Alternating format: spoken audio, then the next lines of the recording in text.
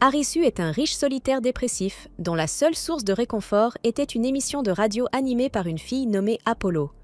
Mais lorsqu'elle disparaît soudainement, il tente de la retrouver en mettant à l'épreuve, par leur voix, toutes les racailles de son lycée.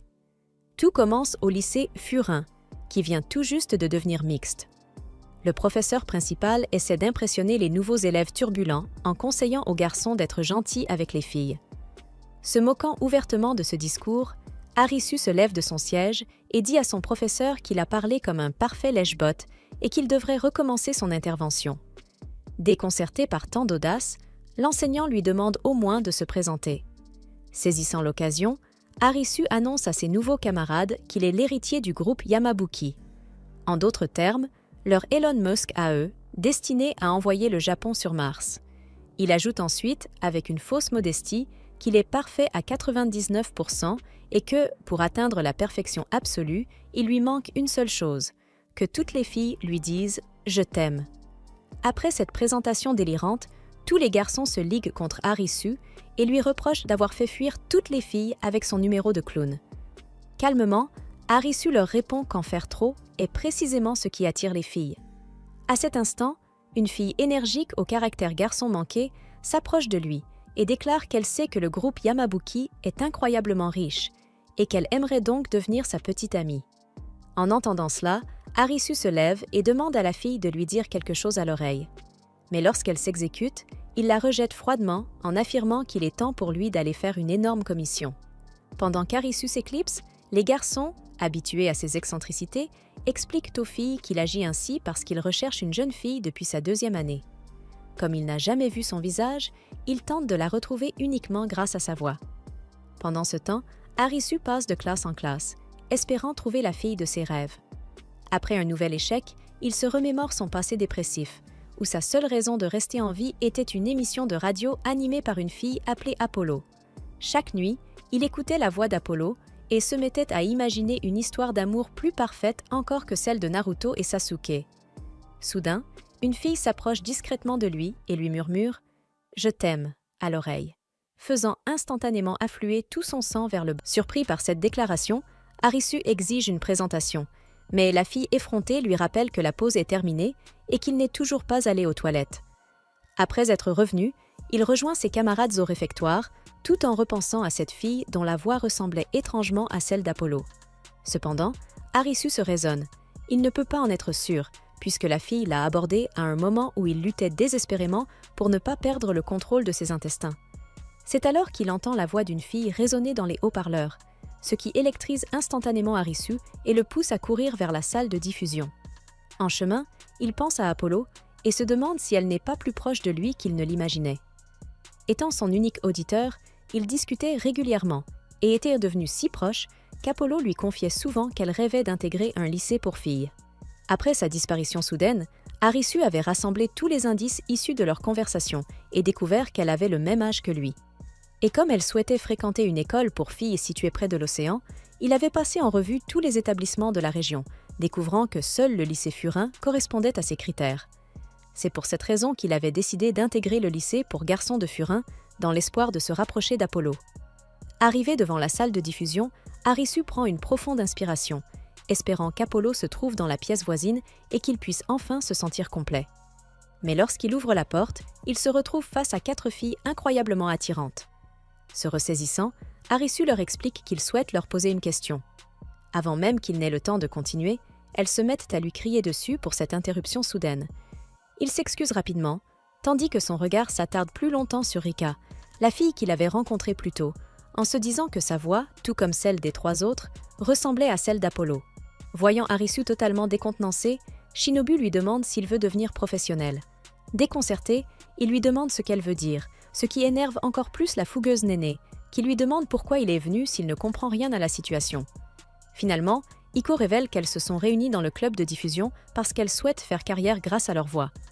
Alors qu'Arisu se demande si les filles essaient de lancer quelque chose de louche appelé « Only Voices », Shinobu révèle qu'elle veut devenir présentatrice, Iko annonce qu'elle compte devenir VTuber, Néné affirme que son rêve est de devenir doubleuse, et enfin, Rika déclare que son objectif est de devenir... Alors qu'Arisu réalise qu'il est entouré d'un groupe de filles particulièrement ambitieuses, Shinobu plaisante en disant qu'elle a entendu Arisu prononcer un discours étrange sur son désir de trouver une petite amie.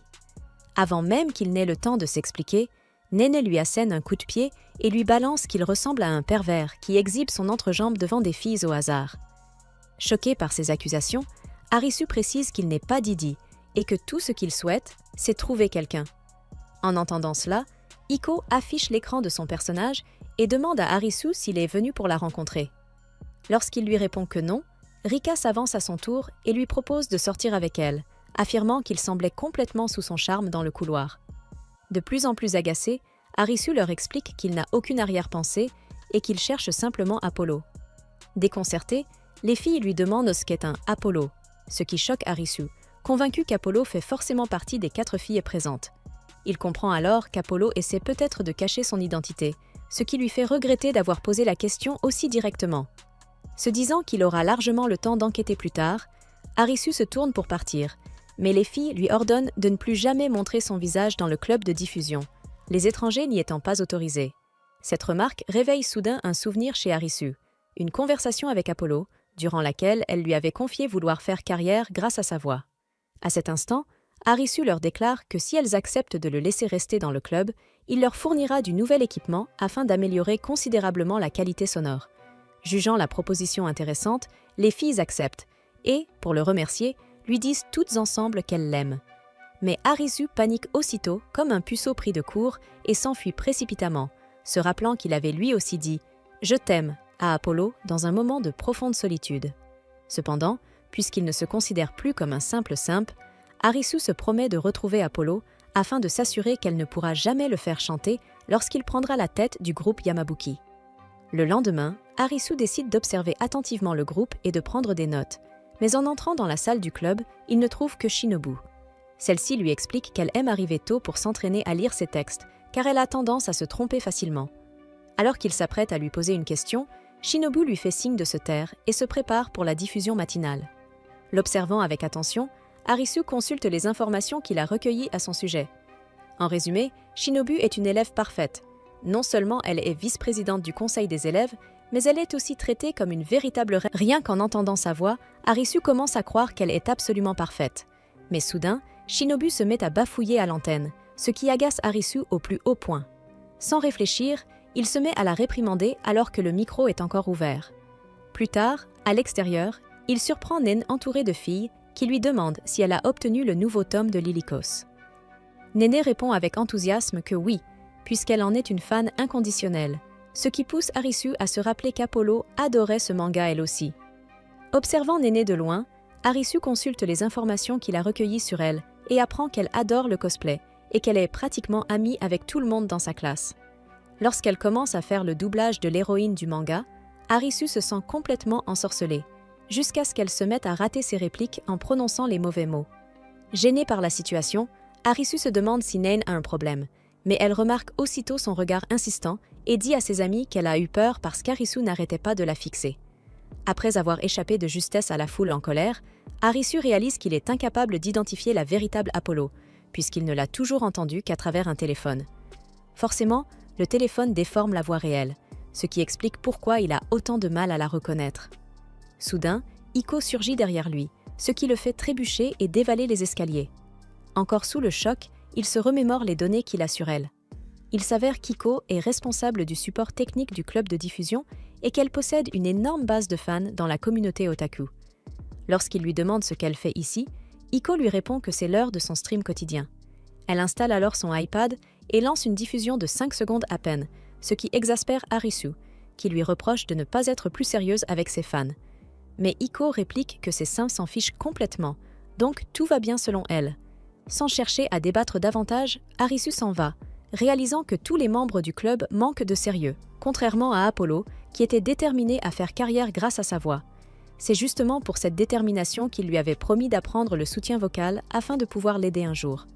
Plus tard dans la journée, Shinobu passe en direct, et, comme d'habitude, sa prestation est médiocre, jusqu'à ce qu'Arisu s'empare soudainement du micro et annonce qu'il en a assez de la médiocrité du club de diffusion et qu'il compte pousser tout le monde à se dépasser. Avant même qu'il ne puisse continuer, les filles le jettent hors du club. À cet instant précis, une notification s'affiche sur son écran, lui coupant littéralement le souffle. Pour la première fois depuis des années, Apollo lance un live et dit à Harisu qu'elle pensait réellement ce qu'elle avait dit lorsqu'elle lui avait